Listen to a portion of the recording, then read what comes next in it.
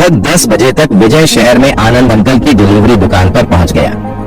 कैसा चल रहा है छोटू, तुम ठीक तो महसूस कर रहे हो ना? आनंद अंकल ने विजय को देखकर उसके पास आते हुए कहा। आनंद अंकल का पूरा नाम आनंद शुक्ला था। उनकी उम्र 50 से थोड़ी अधिक थी। उनकी आंखों पर एक गोल चश्मा लगा हुआ था। उन्हें देख ऐसा लगता था जैसे पता नहीं वो कितने बड़े ज्ञानी हैं। वह कई साल पहले एक शिक्षक थे, लेकिन जब डिलीवरी बिजनेस में तेजी आई तो उन्होंने अपनी नौकरी छोड़ दी और डिलीवरी बिजनेस चालू कर दिया। अंकल मैं एकदम ठीक हूँ। वैसे पूछने के लिए शुक्रिया, विजय ने छाती पर थप्पड़ मार के दिखाते हुए कहा। चलो, सुनकर अच्छा लगा कि तुम एकदम फिट हो, आनंद जी ने उसके कंधे को थपथपाते हुए कहा।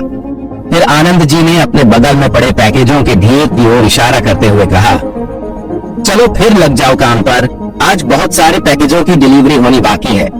और हाँ विजय, आज से तुम्हारी ड्यूटी DLF फेज में होगी।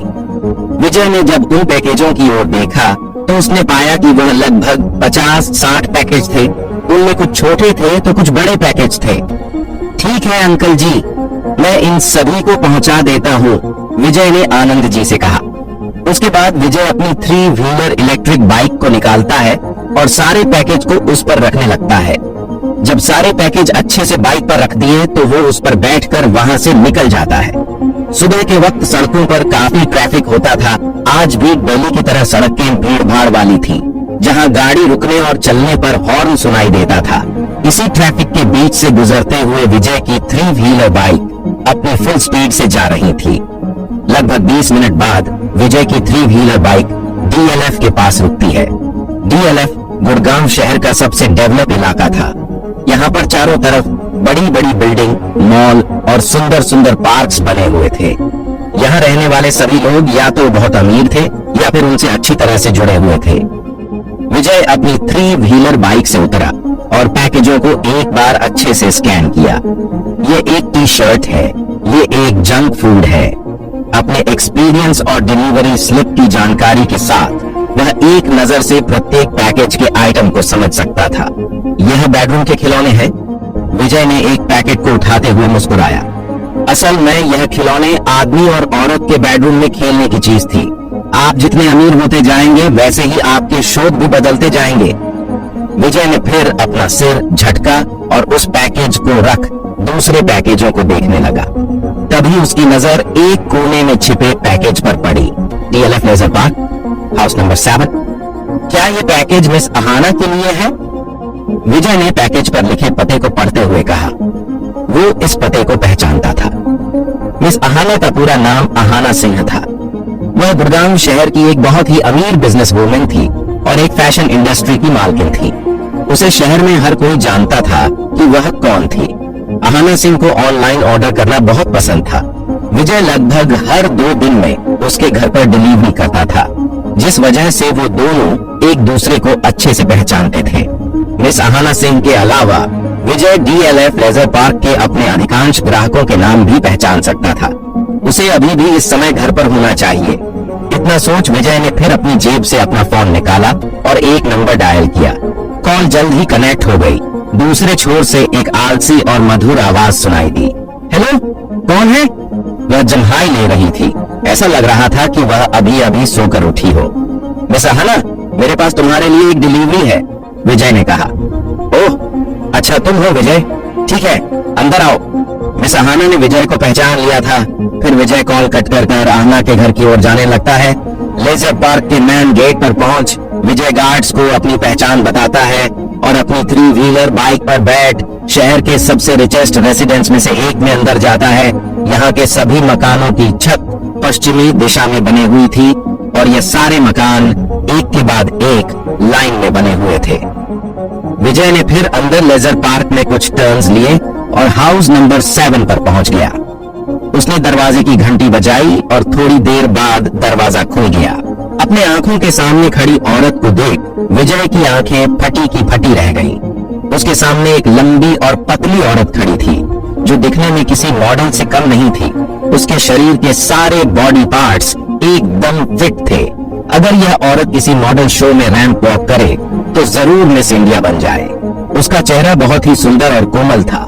एक जोड़ी मंत्र मुग्ध कर देने वाली लाल फीनिक्स आंखों के साथ। उसने केवल एक पतला काला लेसी नाइट गॉन पहना हुआ था जो मुश्किल से उसके शरीर को ढक रहा था। इसने उसकी पहले से ही आकर्षक बॉडी को और भी आकर्षक बना दिया था। मिस अहाना को देख विजय का चेहरा एक पल में लाल हो गया और उसने जल्दी से अपनी आंखें बंद कर ली। मगर अहाना को तो कुछ पता ही नहीं था विजय क्या महसूस कर रहा है, और वह तो ऐसे ही आलस से भरी उबासी ले रही थी। उसको ऐसे उबासी लेते देख विजय का चेहरा और भी लाल हो गया। फिर सिर नीचा करते हुए उसने थैले को सौंप दिया। Delivery for you miss Ahana. Ahana Singh ने आखिरकार नोटिस किया कि विजय आज कुछ तो अजीब बर्ताव कर रहा है। उसने अपना सिर नीचे किया और देखा कि उसने क्या पहना हुआ है। उसका सुंदर चेहरा थोड़ा लाल हो गया। हालांकि वह कोई छोटी लड़की नहीं थी और इतनी आसानी से शर्मिंदा नहीं होती थी। उसने सोचा कि यह तो मजेदार है कि उसके सामने का लड़का इतना शर्मिंदा हो रहा है, और इसलिए वो हंसने लगी।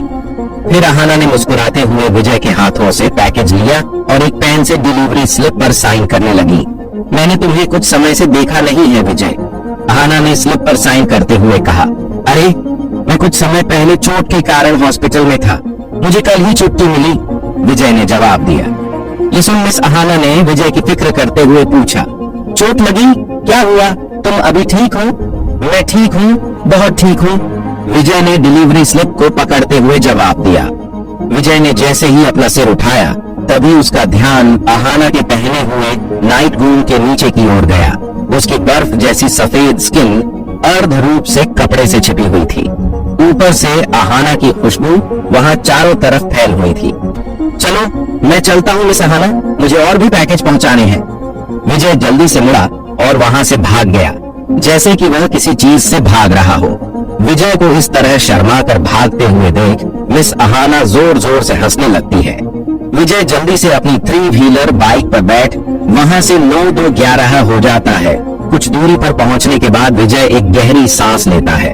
अब जाकर उसे कुछ शांति महसूस हुई। वह केवल 18 वर्ष का था, उग्र हार्मोन की आयु। उसके लिए ऐसे आकर्षक दृश्य को देख उत्साहित होना स्वाभाविक था।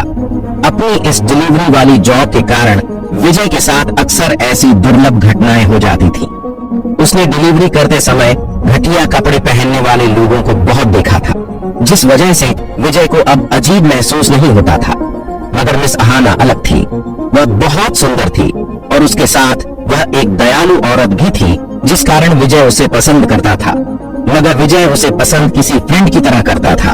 वह मोहक होने के साथ साथ बहुत ही समझदार औरत भी थी। शांत होने के बाद विजय ने अगला पैकेट उठाया और स्लिप में दी गई उसकी जानकारी पढ़ने लगा। Leisure park, house number 14। ये तो मिस्टर मोहन है।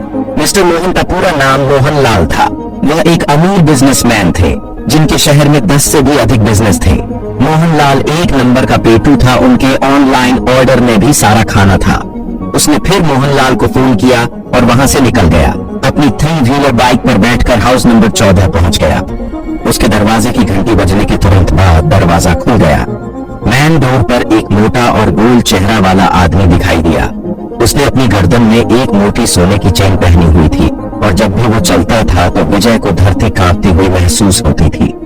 विजय ने उसको पैकेज सौंपते हुए कहा, मिस्टर मोहनलाल, प्लीज यहाँ पर साइन कर दो। मोहनलाल ने पैकेज लिया और एक बड़ा सा MNL बनाकर साइन कर दिया। तभी घर के अंदर से एक महिला की डांटने वाली आवाज सुनाई दी, मैं तुमसे दुखी हो चुकी हूँ, आप फिर से खाना खरीद रहे हैं। आप हर दिन खाने के अलावा कुछ और नहीं जानते? अगर आपका वजन कम नहीं होता है तो एक दिन आप मुझे बिस्तर पर दबाकर ही मार देंगे। ये बात सुनकर मिस्टर मोहनलाल का चेहरा काला पड़ गया। यह औरत, अगर मैं जो चाहता हूँ वह नहीं खा सकती तो मैं भी तो मर सकता हूँ। विजय ने जब उसके शरीर की ओर देखा, उसने सोचा कि मिस्टर मोहन को कुछ वजन कम करना चाहिए, वरना यह एक दिन फूलकर गुब्बारे बन जाएंगे। मैं भी कुछ वजन कम करना चाहता हूँ, काश यह इतना आसान होता।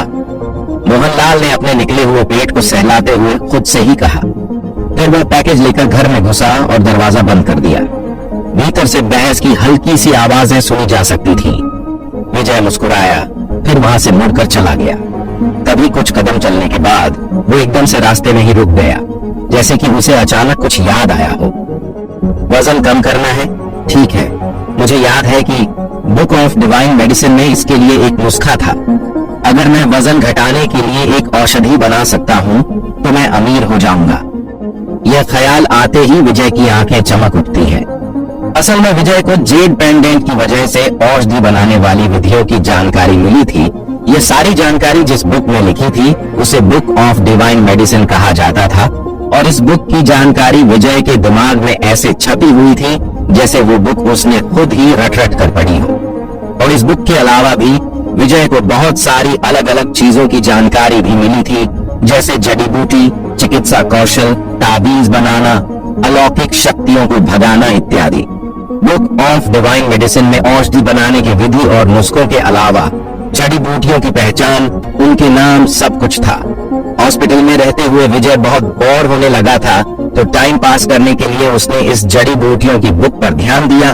वहीं से उसे वजन घटाने वाली जड़ी बूटियों और उसके बनाने की विधि के बारे में पता चला था। बढ़ती हुई इस टेक्नोलॉजी के जमाने में लोग अपने काम बहुत ही कम करते थे, जिस कारण मोटापे की दर बढ़ती जा रही थी। और लड़कियां तो अपने वजन के बारे में बहुत सोचती थी, और इसलिए वजन घटाने के नए नए तरीकों का बिजनेस काफी तेजी से चलता था। मार्केट वजन घटाने की गोलियों और विभिन्न प्रकार की दवाओं से भरी हुई थी। इनमें से अधिकतर दवाएं तो बेकार थीं, जिनका कोई इफेक्ट भी नहीं होता था। वजन कम करने का सबसे आसान तरीका अभी भी अच्छा खाना और एक्सरसाइज करना था। क्या विजय बना पाएगा एक अच्छी वजन घटाने की दवा, या फिर उसके सारे ख्वाब धरे के धरे रह जाएंगे? आखिर विजय को और किस किस तरह का ज्ञान और शक्तियां मिली थी? जानने के लिए बने रहे हमारी कहानी सुपर बिजनेसमैन के साथ, only on the horror Hunter channel पर। इस टेक्नोलॉजी के जमाने में लोगों को अच्छा खाना और एक्सरसाइज करना बिल्कुल भी